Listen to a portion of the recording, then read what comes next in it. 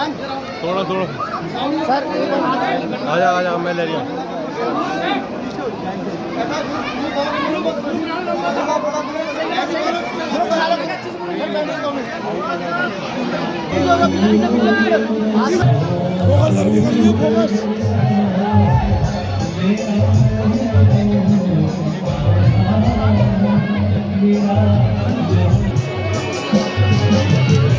हमारे पार्टी के मुखिया हैं अरविंद केजरीवाल जी, उनके साथ जिस तरह से व्यवहार किया जा रहा है, एक आतंकवादी की तरह, बहुत बड़े अपराधी की तरह उनको जेल में यातनाएं दी जा रही हैं, उनको परिवार से मिलने नहीं दिया जा रहा है, उनको इंसुलिन बड़ी मुश्किल से 23 दिन के संघर्ष के बाद उनको इंसुलिन दी गई।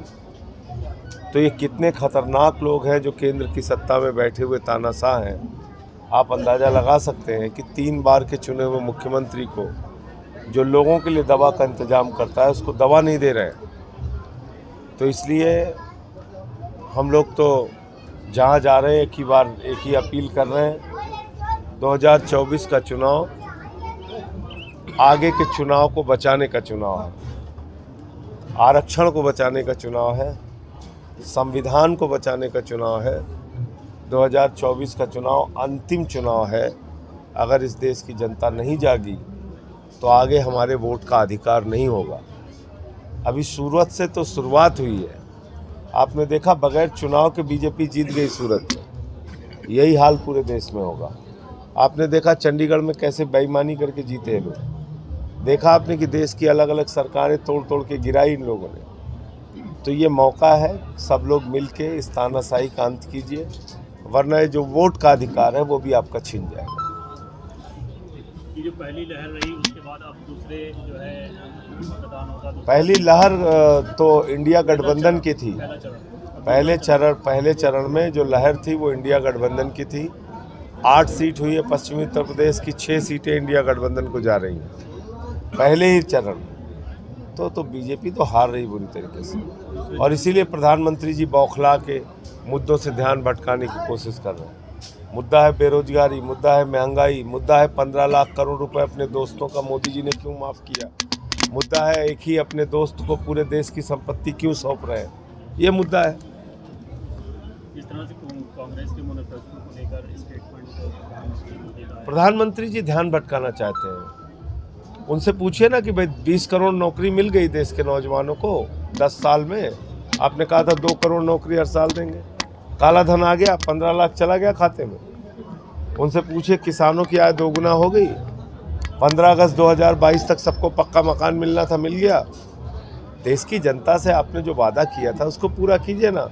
आप कहते थे सिलेंडर देख के वोट देने जाना, अब सिलेंडर का क्या हाल है? तब 400 रुपये का था, अभी 1100 रुपये का है। तो इसलिए मैं कह रहा हूँ कि प्रधानमंत्री जी देश के मुद्दों से जनता का ध्यान भटकाने के लिए सब बातें कर रहे हैं। वो जान रहे हैं कि चुनाव बुरी तरीके से हार रहे हैं। प्रधानमंत्री जी ने कहा है कांग्रेस की नजर जो है देश की महिला की मंगलसूत्र पे है, और वहीं प्रियंका गांधी ने कहा है मेरी माँ का मंगलसूत्र है और देश के लिए कुर्बान हो गया। भाई एक चीज़ आप बताइए, देश के सारे संसाधन किसको दे रहे हैं मोदी जी? कोयला किसको दिया? अडानी को। गैस किसको दिया? अडानी को। बिजली किसको दिया? अडानी को। पानी किसको दिया? अडानी को। पोर्ट किसको दिया? अडानी को। एयरपोर्ट किसको दिया? अडानी को। रेल किसको दिया? अडानी को। सेल किसको दिया? अडानी को। तो पूरे देश का संसाधन उठा के अपने दोस्त को दे दिया। और क्रिकेट किसको दिया? बीसीसीआई का चेयरमैन अपने भतीजे को बना दिया मोदी जी ने। तो सारे जो गुजरात के इनके दोस्त हैं उनको तो सारा कुछ पूरे देश की बैंक लूटने को कह दिया इन्होंने। मेहुल चौकसी, नीरव मोदी 20,000 करोड़ रुपए लूट लेता है बैंकों का।